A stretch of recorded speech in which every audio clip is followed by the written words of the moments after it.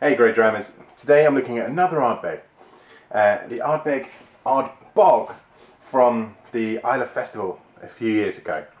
Quite a classic release. Shout out to John McShane, who as many of you in the industry will know, is one of the foremost brand ambassadors within the whisky industry, and he's an ambassador for Scotch Malt Whisky Society, or SMWS, and this happens to be one of his all-time favourite whiskies, which, when I saw the bottle on my shelf the other day, just thought, do you know what, every single time I see it, it reminds me of him. Let's have another go and see what I think. Historically, I've not always been a fan of this release for some reason. I got it at the exact same time that I got Ardbeg Galileo, which is in my top 3 whiskies ever. And for some reason Galileo just knocked my socks off, and this one just was lacking a little bit initially. But I haven't revisited it for probably about 3 years. So let's have a look. Wow. The nose, very, very salty. Like seaweed, those maritime notes that you kind of get from, imbued with some of the whiskies that are, available around or kind of matured near water, near the sea, and all that kind of stuff with all their coastal weather systems. Although the cask are probably matured off-site somewhere in Glasgow or something. But realistically, the distillery character still remains, and with that you're getting some really interesting maritime notes here.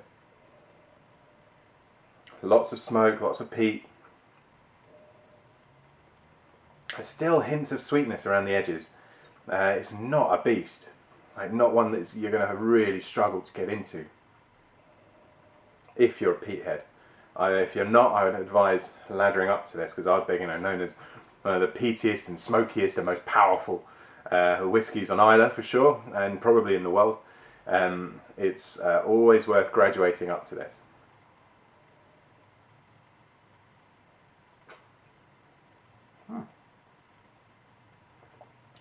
Nice sweetness on the palate, only a hint of sweetness. The rest of it is packed of peat, quite powerful peat.